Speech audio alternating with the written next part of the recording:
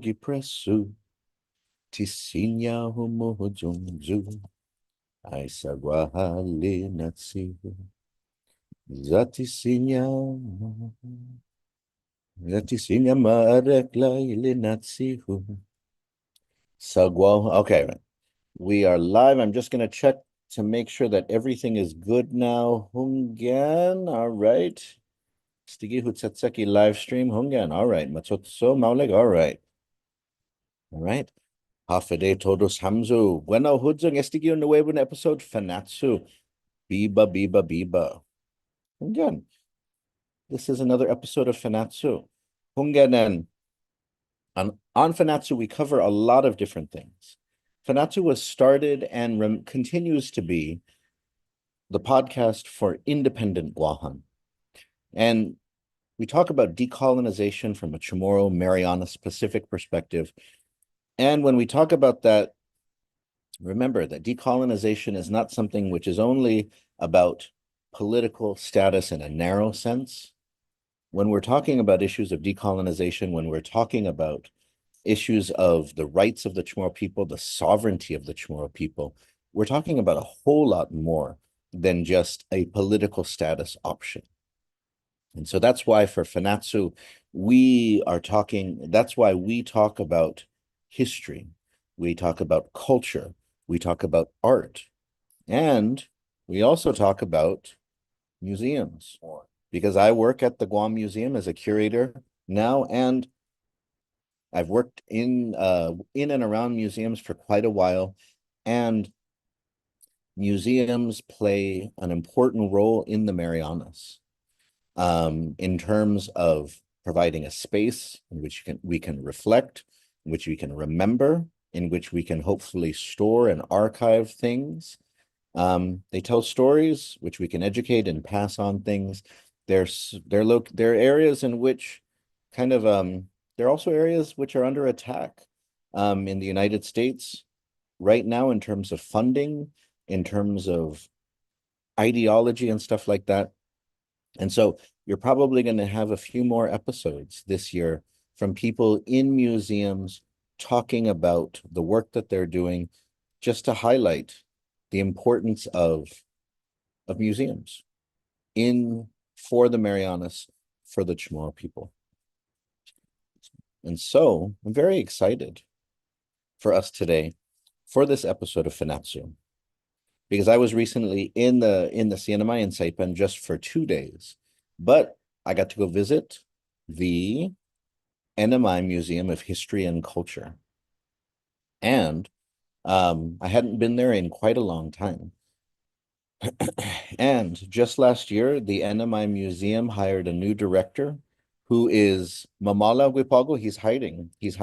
He's turned off his camera right now, but he will be joining shortly in just a second. And so after he was a very gracious host. I spent the day with him visiting his museum, talking about some of the issues that they have up there. And so I'm excited that he is here joining me, where he can talk about stuff that's happening at the NMI Museum, but also some of the important work that the NMI Museum has done and is doing in terms of repatriation, in terms of returning ancestral remains, itetlang imanyaynata, the bones of our ancestors back to the Marianas, whether they be in the States, whether they be in the European Union, also artifacts as well. And so whenever Leni comes back, he's there. He's in the Zoom room. Gagyaw Gwandao. Hey, Anagihaw. I'm here. I'm listening to. Hey, Hafade. Si Zeus Masi Tatlan, I put if in a top mo. Parestin episode. Thank you so much for joining for this episode. How's it sejus masih son combina para este demo podcast. No, Hunganen. And so before we get started in the NMI Museum, por favor, introduce myself. Go ahead and introduce yourself. You know, you're an artist. I know you're also an activist, filmmaker. And I also know that you're a carver as well. And so go ahead and introduce yourself. Hadzi si Leni, Hadzi I Director Pari Museum. Okay, off day Fanachu. My name is Leni Leon, Leonard Leon. I'm better known throughout the Mariana Islands, I think including Guam as Lenny. Um, I have known Miguel for quite a while now, over 10 years now. We've worked on some projects together and we've laughed about some things together. But then, expressed our shared frustrations over the others, right? Um, I am originally from the Marshall Islands, but I grew up in the Marianas. I grew up in the village of San Roque, the northern village up here in Saipan. That is where I got immersed into the Chamorro culture and language. Um, I I was raised by a Bawata family up there. They're called Familin Puspus. Defunto Francisco Babauta and his kids. They used to run the Fruitland. I know it's like a kind of like a botanical garden here in the Marianas, in Saipan, and was called the Fruitland. This was back in the 90s. That was my first job, you know, is to be a lancero up there, and those are that property is probably my first exposure to ancient Chamorro artifacts because that was such a rich land. This was part of the bigger Atsugao village, the ancient Chamorro village of Atsugao in Saipan.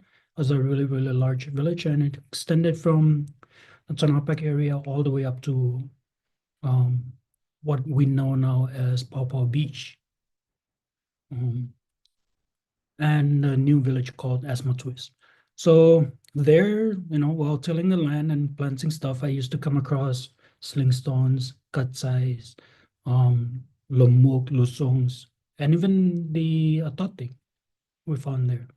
Yeah. So yeah, some bones too, but we don't know if they were ancient Chamorro bones or Japanese or American bones because there was a lot of disturbance in that area due to World War II. Yeah. So yeah, as Miguel, Miguel, no? As Miguel mentioned earlier, I am now the executive director for the NMI Museum, and the NMI Museum is you know a small museum in Saipan, but our mission is really, really big. It's really broad, right? Um, There are two staff right now, myself including another gentleman, a Chamorro gentleman, Mr. Marianas, and we are in charge of with protecting and preserving the Marianas history and culture, basically. And one of our mission is to return as much artifacts and ancestral remains as we can back to the Marianas. C'est doucement saying. No, c'est doucement saying.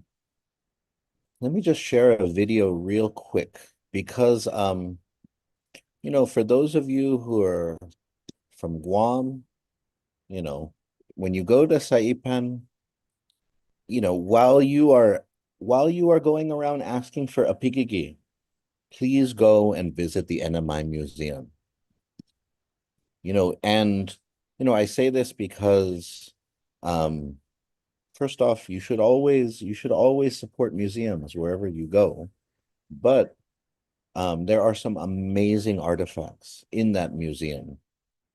And so I found on YouTube, it was from a few years ago, but I think the Saipan Tribune just had like a video kind of just walking around and showing some of the space.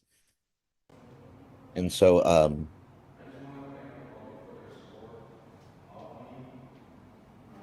when you look around so for example, one of the things that if you are people often ask about, and I gave a tour to Samanampu from one of the senior centers this morning at the Guam Museum, and they honed in on the bone tip spears that we have.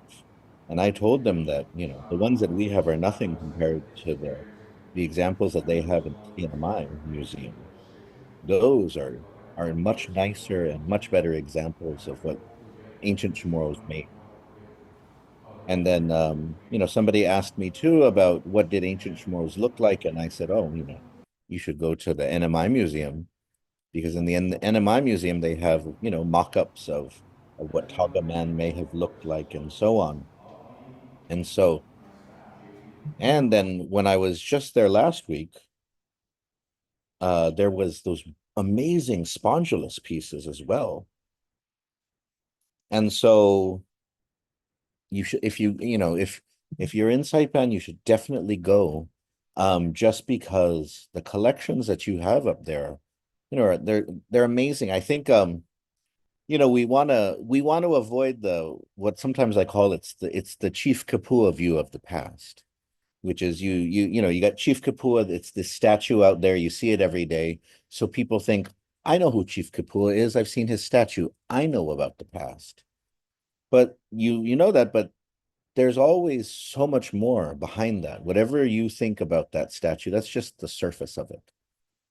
And so when you walk through, even just spending 2 hours at the NMI Museum, and even me being somebody who studied this so much, there was still so much cool stuff in the museum up there.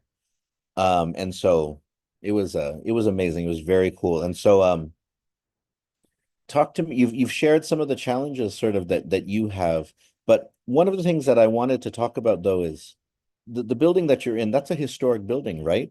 Can you talk to me about the historic nature of that building? Yeah, so yeah, you're right. The structure that houses a museum or is currently serving as a museum used to be the Japanese hospital from 1914 all the way until 1926 to be exact, all the way until 1945 when the war ended. But the structure was actually, it started off by the Germans when they occupied the Northern Mariana Islands and the rest of Micronesia, right? From 1899 to 1914. So they started building the structure, and then World War One started and ended, and they lost the war, and so they had to give it up. They never took occupation of this building, and then the Japanese came in, finished it up, 1926, opened it up as the hospital. 1945, it officially shut down, and then it remained idle, or and abandoned for a long time until 1996. There was a law that it's called the Commonwealth Museum Act that established the NMI Museum, and they started renovating the structure, expanding it, and then in 1998 it opened up officially as the NMI Museum, or at that time the Commonwealth Museum. Mm. No, see, that's it. I wonder, does that represent some challenges for you? Because the Guam Museum, before we were in the building that we're in today, which is only like 11 year, or actually 9 years old, 10 years old. Before that, we were in a historic building as well. And that always represents challenges because there's difficulties expanding it, changing it, because of course you want to preserve the building, right? You can't what are you gonna do? You can't, hey, you know what, let's add in some walls here. This kind Let's of challenges. oh yeah. Oh my goodness. Yeah, see. I have cracks on the walls. Yes, it is. It is over 100 years old. And 2026 will mark the 100-year anniversary since it actually served the people, right? Because it opened up as hospital in 1926. So that'll be the 100 here since they've actually used the structure. So yeah, there are definite challenges. The construction of that time compared to the construction of today. The facility is really old, that's for sure. Fortunately, I think, I don't know, I'm not a engineer, but I've had some folks assess the structure and they seem to think it's sound for a few more years. We don't know how long is that few more years exactly, but it does pose a lot of challenges in terms of humidity, right? In terms of environment or climate control. And this is what you know, what we as museum really, really try to focus on to make sure that our artifacts and our archives are well protected so that we can continue preserving them and, you know, making them accessible and available for future generations. Mm. The museum, historical museum and historic building is always a tough call, right? Because it makes some sense in Mm. one way, because the historic nature of the property means, can enhance it, but it's always tough too, because then if the museum gets too big, then the museum is, I mean, because this was what happened in Guam in the 1960s, was that the Guam Museum, once people actually started talking about tourism, and the Guam Museum is just kind of like a one building, because it was even smaller than the NMI Museum, way smaller, because it was just one room. It's like, what the museum can't, if you're gonna have thousands and tens of thousands or hundreds of thousands of tourists a year, this museum can't do it. And if you're going to have thousands of artifacts, this museum can't do it. And so it presents that challenge. And so, yeah, I feel for you. I mean, has there ever been talk, at least, and a lot of it can be aspirational or just even dreams, Kogwagwinifinai, about like a new museum facility, because it did take decades for Guam to finally kind of get a new, like a different facility. And the Guam Museum was Tadza Saganya. It did not have a facility for quite a long time. It was a collection without a home for quite a long time. And so has there ever been conversations about something like that? Even just kind of dreamweaver conversations? There were back in the early 2000s. The one of the other board members that I had spoken to, served back in the early 2000s. There were conversations on getting new land and new or a separate location potentially and expanding the museum, or even just to dedicate this current location as the permanent museum and getting a new location for a repository, right? But funding has always been a challenge, and I think I think it was the human resources, right? They lacked the personnel at that time to pursue fundings because there were at that time there were fundings available by the Economic Development Association, is it? Administration, right? EDA. But I'm not too sure why they never pursued that in the past. These are something that I have considered for our long-term strategic goals, and I would like to continue considering it. Again, my challenge right now is there are only two staff right now, and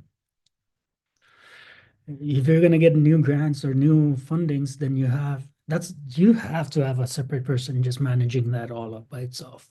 Where it's a lot of work. I think a lot of people forget that they're like, oh, there's a funding available there. Why don't you seek that? It's like, but who's gonna run it? No, Denancio. Yeah. Denancio, I think yeah, no, Denancio, mega natatotima comprendiano. A lot of people don't realize that even like going after like a big grant Mhm. or getting funding. I mean, getting like a $500,000 grant is not like winning the lottery for $500,000, Mm. or getting one of those fancy $1 million Elon Musk checks or something, right? You just vote for Donald Trump, but we can't Um, we can't vote for a Donald Trump out in the Marianas. And so yeah, it's a full-time job, applying for and running those sorts of things. And so it's really tough because you got to invest, somebody has to invest some time, and then there is a requirement of some of that. And so again, that makes some sense. And actually along these lines, because I know that last year, sort of after you had started in your position as the director over there, you had, with the help of other agencies, you had gone through and organized and saved a number of artifacts and archives. And so let me just watch. There's Tomas Manglotnia, when he was still at KUAM, he covered this. And so I wanted to watch this real fast. Multiple NMI government agencies literally picking up the pieces of our history, sifting through artifacts that have been in storage for over a decade. As a storm passes through the Marianas, these people are hard at work outside of the NMI Museum, ensuring that Chamorro and Carolinian history is not washed away. Director Leon is the museum's new executive director. Over the past 2 weeks, a collaboration between multiple agencies such as the Mayor's Office, the Department of Corrections, the NMI Museum, HPO, the Women's Affairs Office, Indigenous Affairs Office, and the Carolinian Affairs Office have been, just kind of shaving off box, one area at a time. So we've actually made some pretty good effort. Our goal is to get this done by the end of the week if we can, and just finally properly store the artifacts within the museum's space. They're leaving no stone unturned. Many of the documents have been eaten away by termites, but they're hard at work to ensure that no more pieces of history and cultural identity are lost. We still have to dig into to find out where they all come from. They've been stored here for about 13 years. They were placed here on May 2011 and this was done because the museum ran out of space for storage. He said they don't want to overlook anything that could possibly help us better understand our history and identity. It's a delicate process. A lot of them deserve to be reinterred. If there are no research need for them or educational need for them, then we should respectfully reinter them into the ground. Give them some rest. Tomas Manglotnia, KUAM News. All right, so this is something that many museums go through, and I think a lot of times the public never doesn't realize it. Like they don't, because they're insulated, it happens far away from them. And so, but a lot of museums, things get they're stored in ways, and people forget about them, and they don't, and so can you take us through kind of what happened there, and then what was going on? But that I can tell, because I saw online, some people saying, oh, how could this happen, how dare they? But this is the reality of when many museums have mandates, but they don't have sufficient funding, or they don't have sufficient facilities. And I can tell you that from the Guam Museum's perspective, we have there's the building that was made for the museum in Hagatnya. And part of when it was made, it was supposed to have sufficient storage for the museum's collection. When it was built, it only could hold about 10% of the museum's storage, the museum's collection. And so even this brand new building, it could not even hold the majority of what it was supposed to. And so the museum has been very fortunate that it had a storage annex. And then even when we finished that lease, a local business person on Guam gave us a no-cost lease for a storage space that for 10 years that we can use. And so a lot of people don't understand that these things happen when museums have mandates to take care of our collections, our archives, the treasures of our past, the things that people, governments don't care about or don't think about, but then they don't have enough resources or support or staff to do it. And so can you walk me through what happened there? Because especially because some people may not have understood the full story. And so can you take us through it? Well, first I want to say, I'm gonna get credit, and I have been, I didn't wear gloves, but in my defense, those things were in like termite mounds, and like they're all wet and everything, and so it was really hard to pull stuff out of the mounds, with gloves. Gloves can be really challenging sometimes when you're going through stuff outside. But regardless, I do apologize for not doing that.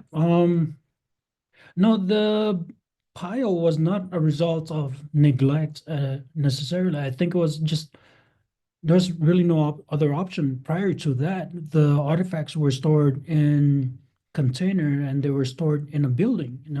They actually had um a space that was rented for a while, and then similar to Guam Museum, there was a donation by one of the investors or business owners on island, and they were able to use one of their spaces to get those artifacts and archives in for quite a while. But then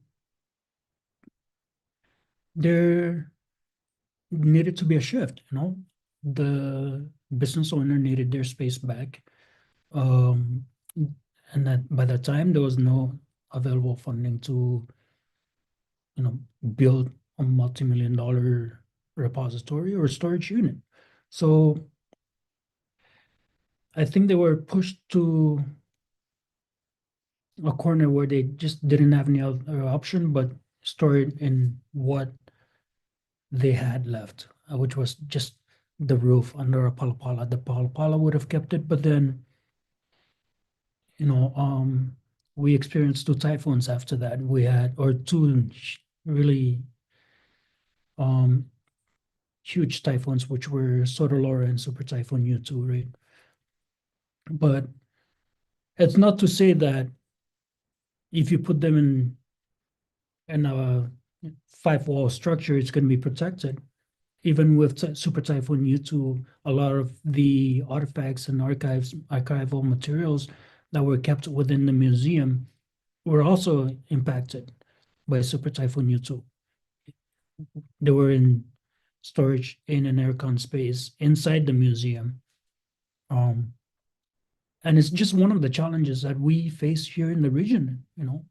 We have humidity, which really damaged a lot of them during typhoons. Super Typhoon U2, a lot of the island didn't have power for about some parts of the island didn't have power for months, and that left a lot of artifacts damaged as well. But yeah, the cleanup process was quite a while. It took actually all the way until October to really get everything done. It wasn't until November that we had that space fully cleaned out. So we had little by little just slowly, shave off as much of the boxes we could. And several occasions, or many occasions, we had to shut down the museum just to focus back there to getting that done. Because as we are familiar in this region, those are like typhoon season. Luckily, we didn't get any last year. Yeah. Now, a lot of the pieces are stored inside the museum. We were able to find some ancestral remains, and so we brought those into the museum. Some of them are actually in my office space. And stuff like dirt samples and the dogas shells are kept in one of our storage space outside of the facility. So we have another, smaller unit outside of the facility that we're using for stuff like those, that we have plans to kind of bury them outside of the museum. If that's one of our plans, depending on availability of funds, maybe we can just create a little space here to bury the pottery shards and the dogas and the dirt samples. Stuff that were donated back in the day, the Historic Preservation Office would take a lot of samples of dogas. They didn't just take one sample, they took like boxes and boxes and boxes of dogas. In case you guys are curious, the dogas, the chamorro, as the chamorro refer to them, dogas are the shells, white little shells that you find everywhere. Oh, we know. Oh, yes, Hungan, we have that too at the Guam Museum because back in the day, the archaeological requirements were different.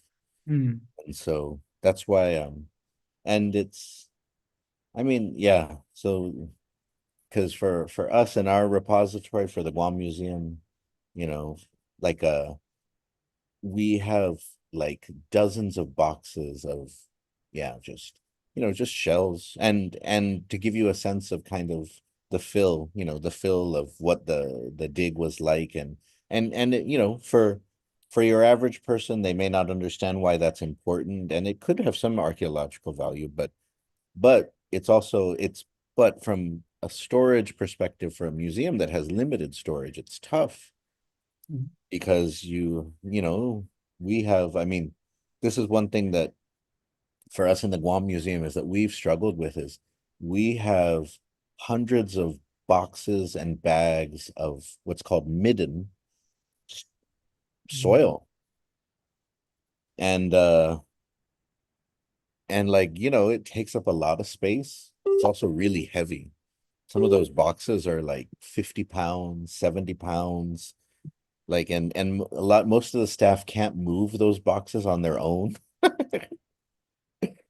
And so my what's it called? My si sumayad and si my kids always tease me whenever I'm like Zadza Suna, I had a long day at the museum. They're like, "Hey Hafa, maulakay midden?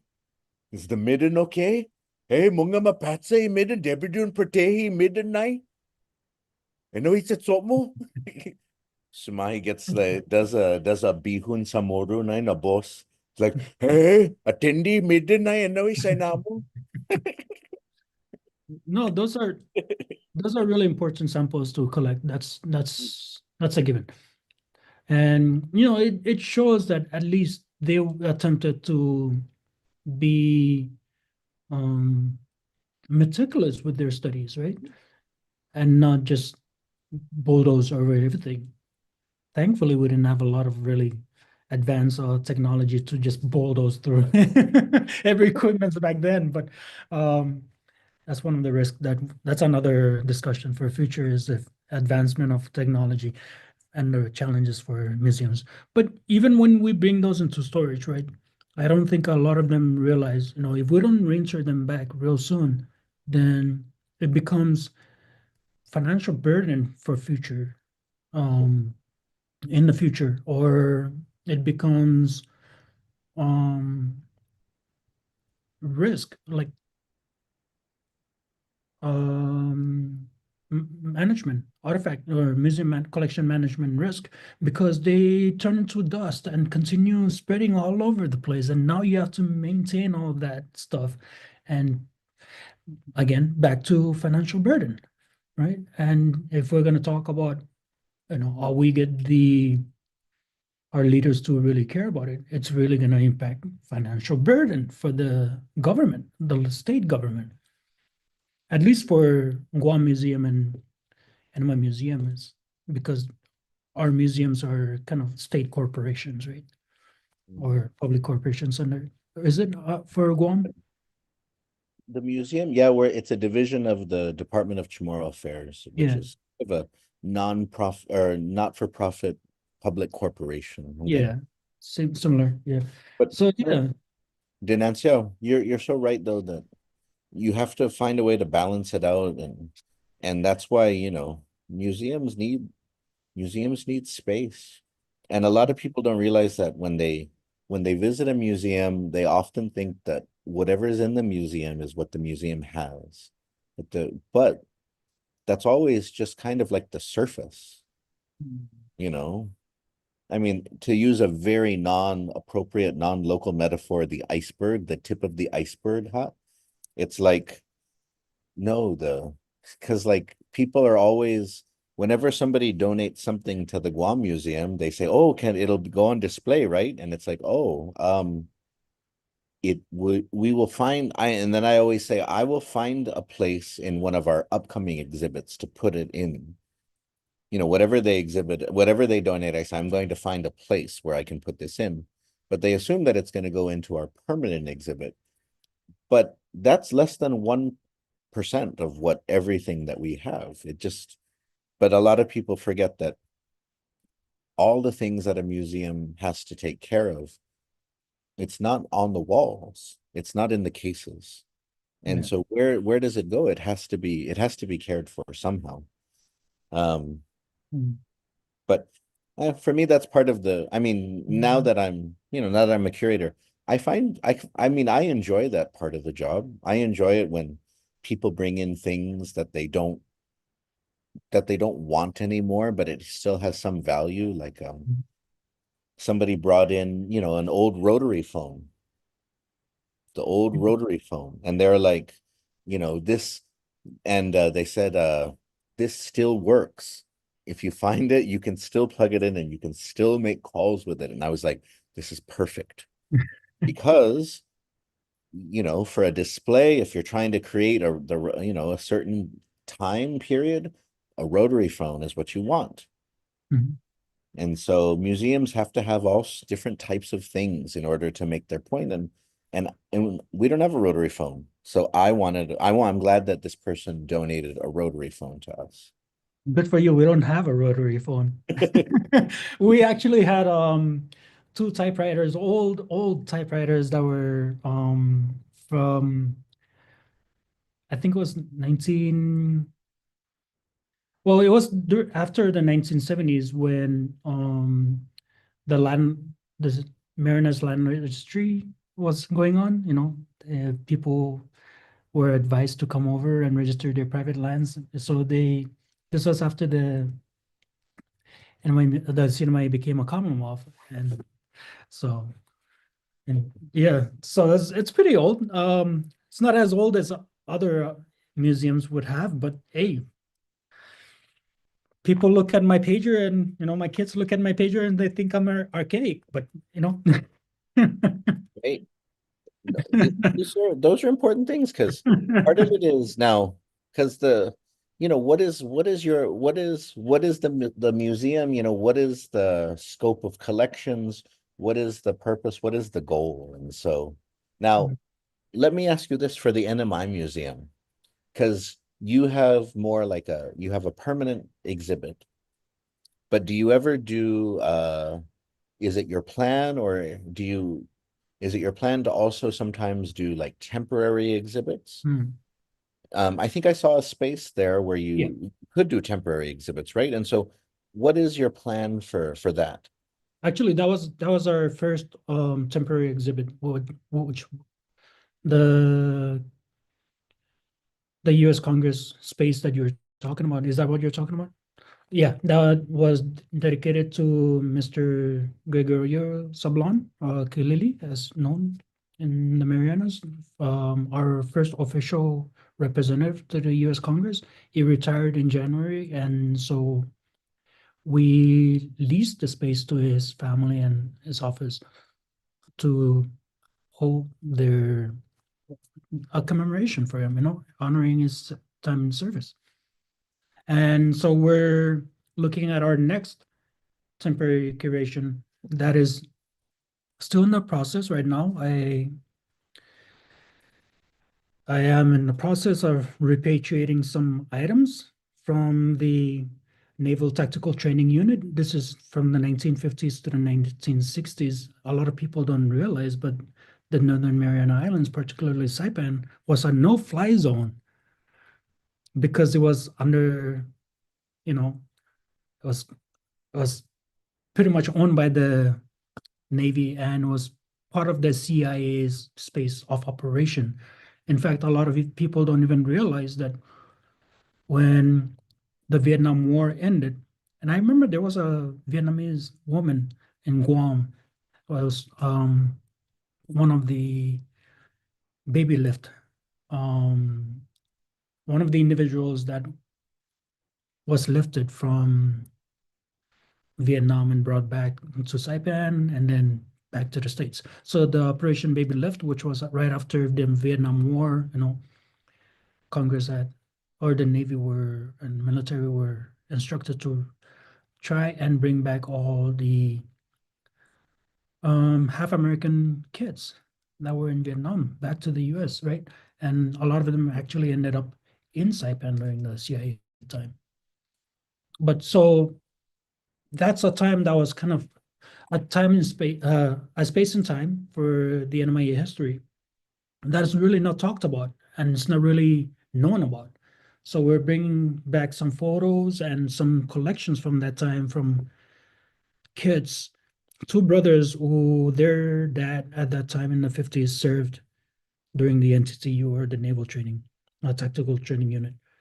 So we're really excited to receive some of that and probably introduce those as one of our temporary exhibits. One of the interesting collections that we'll be getting from that are several Chamorro dolls from the 50s that had like the Mestiza dress on. Wow. Yeah. So we didn't even know they existed. I didn't even know they existed. Yeah. Oh my goodness, that is so cool.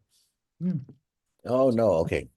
That's very exciting. And this, this allows us to switch into sort of the other part of this conversation, which is of course the issue of repatriation. Mm. And so you have a number of different repatriation projects on the horizon, but I do want to talk about the one last year though. Mm. And so let's just this is Tomas Manglotnia for Marianas Press. Oh, we saw him earlier for KOAM, and here he is now with Marianas Press.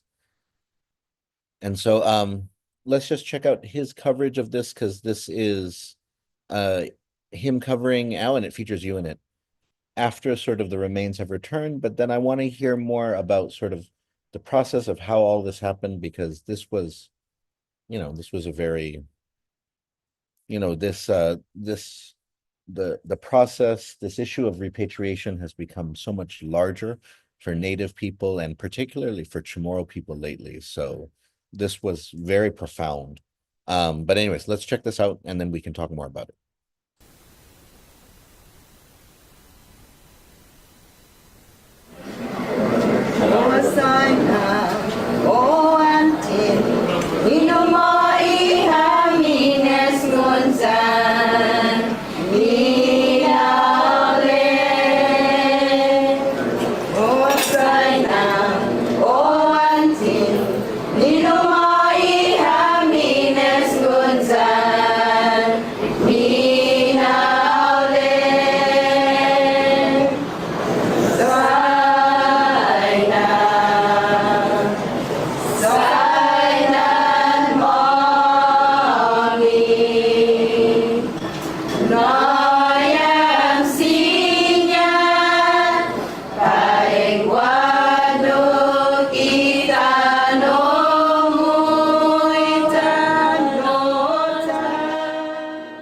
In my role, in my capacity as the NMI Museum Director, it is part of our duties to make sure that we return and repatriate and rematriate all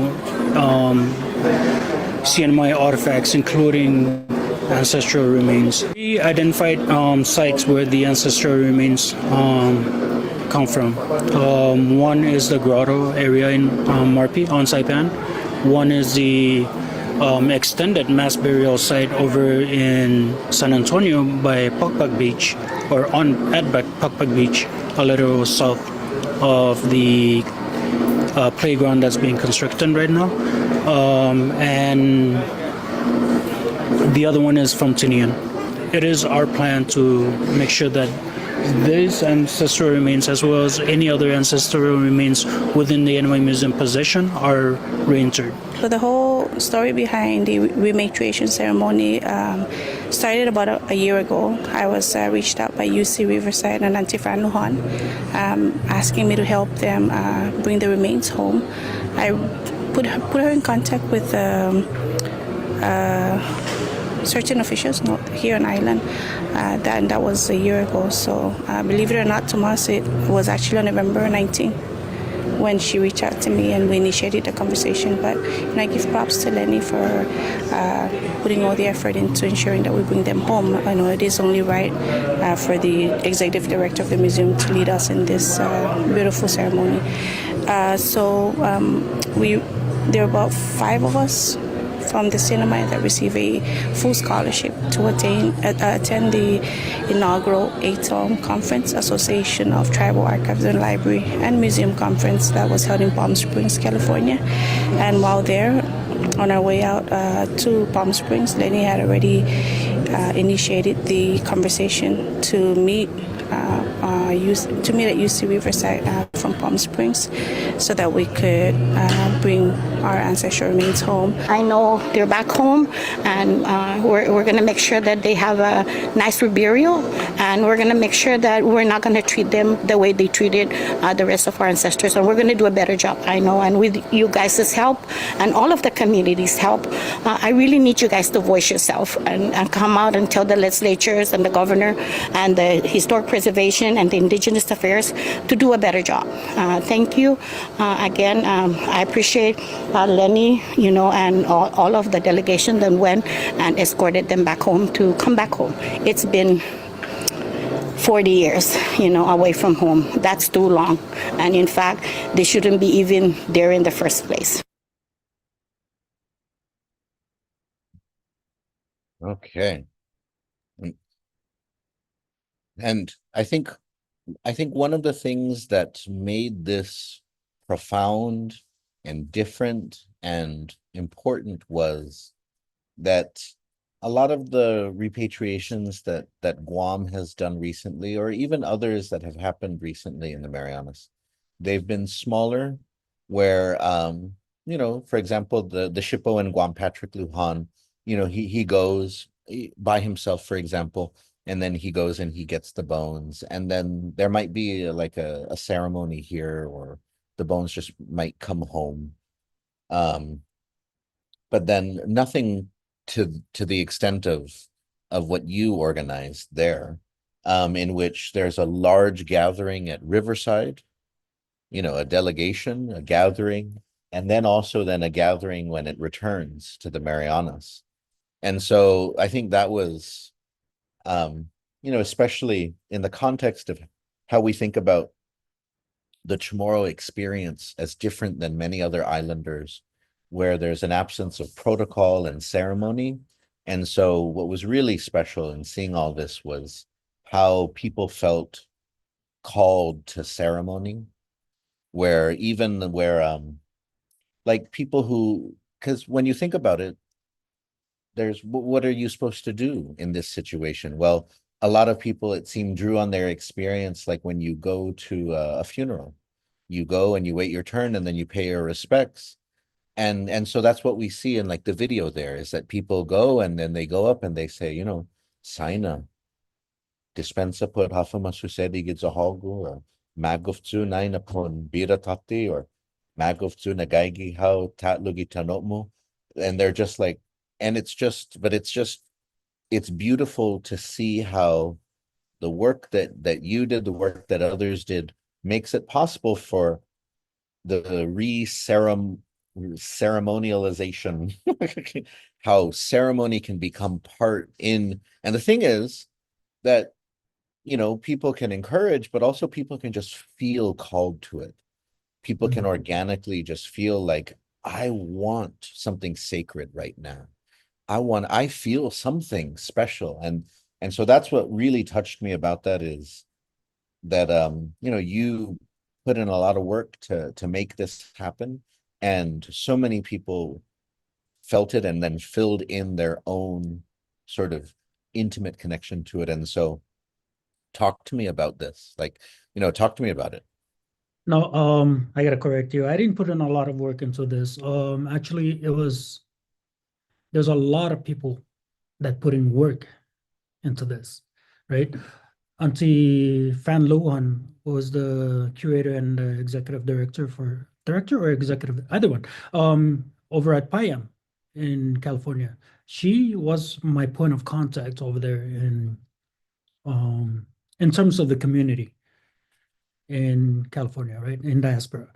And then we had Erlinda Napitu, who was also um, been in the conversations even before I became the executive director, who was aware of all this and the history behind the ancestral remains and how they got to University of California, Riverside. And we also had Uncle Donald Mendiola, who was my cultural consultant. I have to first acknowledge that I am not of Chamorro descent, right? And these ancestral remains are of Chamorro descent, of Chamorro individuals. So I had to make sure that I do that respectfully and make sure that although by law I am who should escort these and lead the repatriation, I still had to have the cultural take on it, the community or the descendants of these individuals, right? Um, lead. And so it was really important. And some people might say, well, Fran is actually technically not from Saipan or Tinian. Who says that, right? Who do you know? I mean, how do you know? Everybody was brought to Guam back in the day, like people from Guam could be from the Saipan, they could have been from the old village of Kao or Atugao now, right? And but it was really everybody, and I have to mention like Pafanagui Heidi, her and her group drove for like hours early in the morning to make it to the farewell ceremony, the send-off ceremony in California, Riverside. And then the arrival was the Inapu group and the Simizan Marianas group who led the ceremony along with the blessings from Uncle Don Mendola. Those were the real work put into this, right? Auntie Fran had already started conversations way ahead before I even got to California. No, when she found out I was the executive director, she reached out to me. So I got in July, September. She reached out to me. November 13 or 12, I flew to California for something else. It just so aligned that Auntie Fran was going to be there, and it's only an hour away from Palm Springs. So I went to Palm Springs for the ATOM conference, as Erlinda Napitu had mentioned in the news, and Riverside is just an hour away. So everything just so aligned. Riverside is only also the midpoint between Long Beach, where a lot of the Chamorro diaspora reside, and San Diego and Palm Springs. So it's like it was the perfect. Everything just aligned by itself. All I did was finalize the Marianas decision, or not finalized, but conveyed the Marianas' desire or the community's desire to return those, and I escorted them. Everything else was done by the people that were meant to do it. Yeah. And I think that's the different thing, right? Is like you're saying, it really was not just led by the indigenous groups. But a lot of the decisions, although it wasn't really publicized, a lot of the decisions behind the scene were made through consultation. And this is one thing that we need to start, I hope to continue practicing, is that consultation, cultural consultation, right?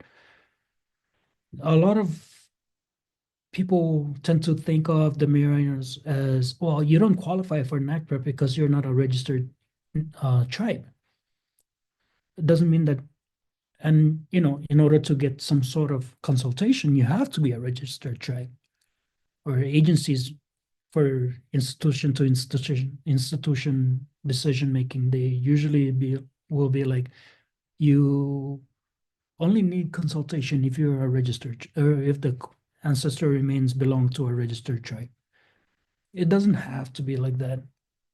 As the institution, you can make the decision to have that consultation and make it a requirement as part of your standard operating procedure to have consultation every time you conduct repatriation or even reinterment. No, no, Sidus Masin. It's important, and it's been heartening to see this change. Especially, I mean, in recent years, I am by no means somebody who is an expert in repatriation at all. But in my limited experience and knowledge of it, it definitely seems, at least from some institutions, we can see that there is like a shift. Who knows if this shift will maintain, if this shift will still be there, or who knows if we'll still have museums in the United States and if it's territories, or if, the CNMI, you can always get a new museum if you call it the Donald Trump Patriotic Museum. And then the federal government will fund it. They'll take the money from your arts council, and then they'll put it into your patriotic museum. But just in general, in limited experience, I can see though that there is this shift. And part of it, I think, is society. There's a shift in society, shift in like museums realizing that we don't need this stuff. Yeah, I was gonna say there's also, I think 2026 is the year for museums in the Pacific, to take claim and reclaim, you know. I know there's a lot of work that's been happening and are continuing to happen, and hopefully will continue and onto 20, not 2026. Why did I say 26? 25 is a year. And hopefully it rolls on to 26, 27, 28 and onward, right? For repatriation. I know there's a lot of work being done and were done. Palau had their repatriation, Fiji, the Marshall Islands, New Caledonia, and not New Caledonia, Solomon Islands, CNMI. And then there are going to be there were also some for Guam, although the public were not really aware of. There has been some Mariana Islands and the rest, right? Mm-hmm. Hopefully, yeah. it's a trend. Smaller ones. I mean, our shippo is, he puts that out in the news and it gets some attention, but it's never as substantial as kind of the ones that the CNMI did last year. And then on the, both of us are, well, the CNMI will have another big one coming up from Berlin, from Germany. And then there is one that both of us are connected to, that we've got two, great up and coming scholars, Sam Barnett, Andrew Gumatauta, that are working with people like Alba Fernandez and others out in the European Union, that they're doing tough work, working in collections in Spain and in Germany, prepping the provenance research. But yeah, no, I hear you. I think 2025 and 2026 are going to be good years in terms of the returning of things, because you're right, the bishop, there's very good signs that this year The Lati will probably come back to the Marianas from the Bishop Museum. The artifact collection, which is 10,000 items from the Bishop Museum, may come back. This year might be tough, but next year is possible. Yeah. And then from, you're talking ancestral remains from Germany and Madrid and others. Yeah, no, I think yeah, we should keep pushing, especially like we've been talking about. If there's a change in attitude, if there's a change in museums, we need to push now. Well, museums are not interested in holding on to these things. Well, there's plenty of museums that are like, yeah, we don't need these things. We don't necessarily want to hold on to these things anymore. Yeah, a lot of, the perpetuity cost, right, to hold these collections for these museums abroad is starting to hit them. And let's hope that continues to be the reason. If that's the reason, that's a good enough reason to motivate repatriation. We'll take it. We'll take that reason. It's a win for us regardless, right? But yeah, I think the last thing I want to say is I'm excited for October because October is our goal to re-enter two of the three locations that we had repatriated or rematriated last year. So yeah, that'll give that conclusion. Oh, Biba. Yeah. Oh, Biba, I'm excited. Now, we are out of time, Hungen, and so it's been good Zahuisti, it's been good talking to you. And one of these days, further down the line, I want to bring a bunch of us who work in the museums in the Marianas or Micronesia together for a conversation, Hungen. But I want to give you just a final chance here to share anything that you want about the NMI Museum, about the work that you've been doing, just, your final thoughts that you want to share. And you can just plug the museum if you want to, or you can anything that your shout out, you want to give a shout out to somebody. This is your chance to say happy birthday to my pari, or Mali, this one's for you, Hungen. I want Play Fantasy by Mariah Carey. Put for what? No, I'm just kidding. No. No, so I guess this would be for both Guam Museum and the NMI Museum, right? Anybody in diaspora or your listeners in any part of the world that's outside, even locally, if they know of artifacts and ancestral remains that could use our our lead to repatriate those, please let both any of us know. And like Miguel was saying earlier, we always try to welcome as much as we can. What is relevant to history and identity, right, and culture to our collections. So if you know of any university or college out there that may have some ancestral remains, let us know. Reach out to us and see how we can tackle those returns. Yeah. No, Sidus Masi.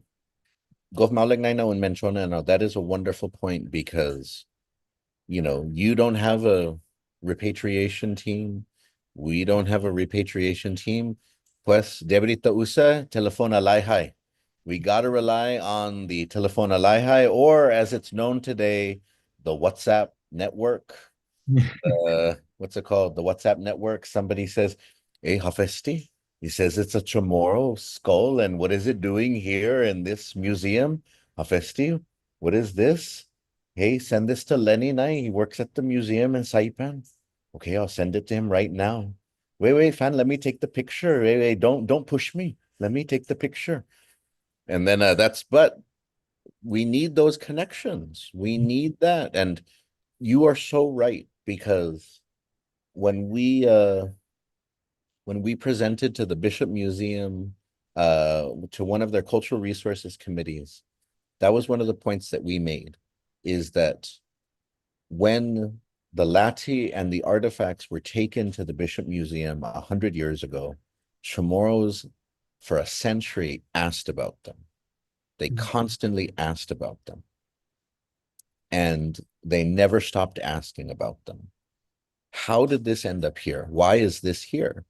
And that's why over the years, at different points, the stuff from the Chamorro collection would get hidden away.